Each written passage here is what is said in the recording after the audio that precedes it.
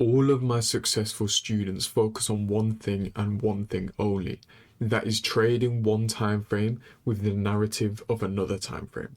Okay, so today I am diving into exactly what you need to be successful in trading. You only need to use one time frame for entries, one time frame for the narrative built, and one time frame for entries. Let's dive straight into what I mean by this. You can see we are on the gold weekly chart. I want you guys to be focused on, firstly, building narrative on the weekly time frame. Is this current weekly candle going to expand to the upside or to the downside? What is more likely? So if we take a look here, we have traded into a weekly fair value gap. You have a range low, expansion upwards, range high, and then we come down. We are retracing into a discount from this low to this high. So when we trade down into this weekly fair value gap here, we are now, when this new candle opens up, we are asking ourselves, is the next weekly candle likely to expand to the downside or to the upside? Since we have traded into a discount array, being the weekly fair value gap, we can say it is likely to expand to the upside. Why? Because we have rejected the weekly fair value gap like that. Notice how the wick trades into it and the body closes outside of the gap. The other time frame you need to worry about, and the only time frame you need to be focused on, is the 4-hour time frame. Drop down now to the 4-hour time frame. Once we trade into this weekly imbalance, so we have gathered narrative, we have built a story on the weekly time frame, we are now looking to trade that story on the 4-hour time frame. And this is why I say you only need 2 time frames. Really, you only need 1 time frame, because once you're done with the weekly, once you've established whether that weekly candle is going higher or going lower, once that's been established, you only need 1 time frame. Take a look at this price action here. This is an old high, right? An obvious old high.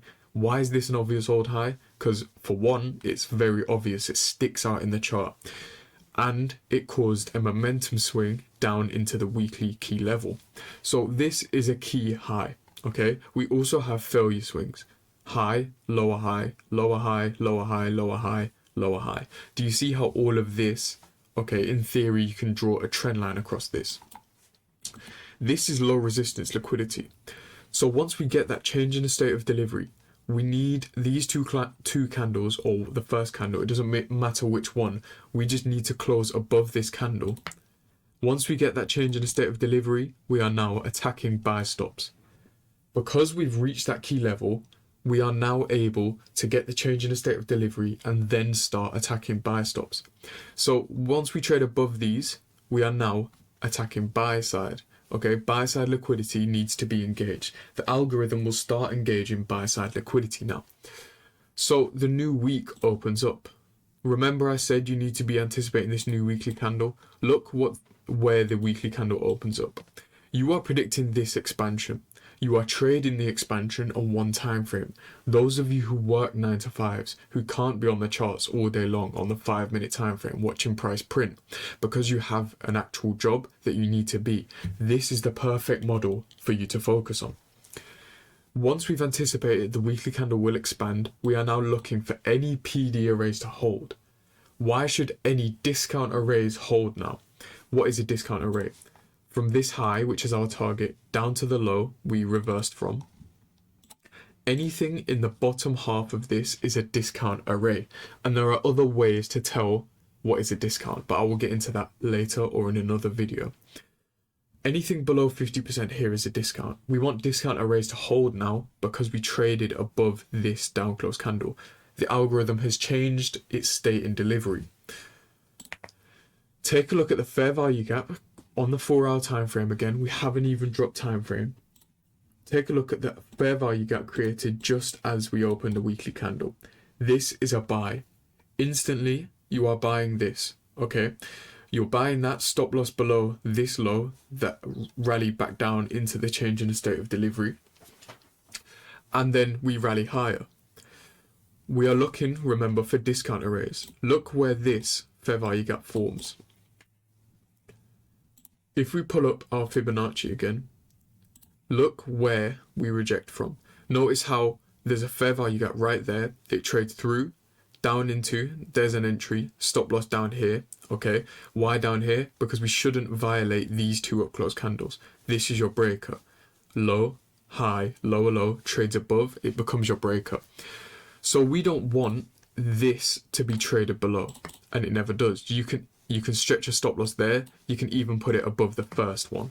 So you would go long here inside the discount fair value gap, expecting price to come back down to equilibrium, and look what it does. Comes down once, comes down twice, inducing sellers, inducing buyers first, inducing sellers second. So the market here has trapped buyers with this, trapped sellers with this, and now it continues its order flow all the way until the key high we had up here. Do you see how this story we have now was built off of that weekly candle? The one weekly candle, and this is why I taught one candle theory in the first place. This one weekly candle told us the whole story of what the 4 hour will do. And this is why I also say you only need one time frame. When a lot of my students are trading, they are only focused on one time frame because they have jobs, they have 9 to 5s, they can't be on the charts to watch every 15-minute candle print. So you trade the 4 hour time frame and you trade the expansion of that weekly candle. This is all we are focused on. Take a look now at what the next weekly candle does. So we traded into there and we expanded. We then obviously are still working inside this range. Why are we still working inside this range? Because we didn't take out the high or the low of this range. So until we do so, we are still inside this dealing range. When we rally here, we've come into a premium of this dealing range. Again, because either side hasn't been taken out. Either extremity hasn't been taken out. So we're still inside a premium now. We rallied higher, and we traded above the previous week high at the start of the week. Once we're at this point, we're in a double premium. We're above a previous week high, and we're in a premium of this dealing range. So we drop down to what time frame again? The 4 hour time frame. You only need the 4 hour time frame. Nothing more is needed. As soon as this happens, okay, we run the previous week high into what? Into a key level. Key level, a key premium level, being the high that once traded down, giving us the key high. So do you see how all of this ties into one another? We then wait for displacement. As soon as we get displacement, break a swing low, displacement, the algorithm is flashing to get in.